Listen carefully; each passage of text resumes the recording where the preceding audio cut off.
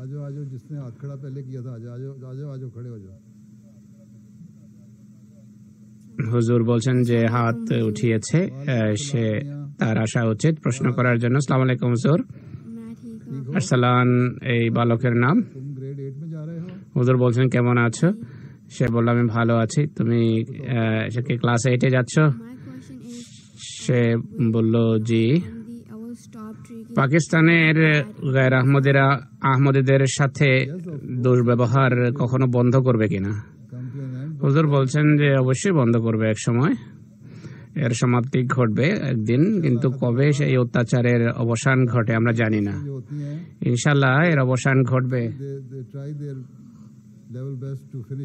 কাফেরদের অপচেষ্টা, তারা সর্বোচ্চ চেষ্টা করে সত্য জামাতকে নিশ্চিহ্ন করার বা নবীদের জামাতকে ধ্বংস করার সকল চেষ্টা করে অবিশ্বাসীরা, কিন্তু আল্লাহ তাআলা যা বলেন তা হলো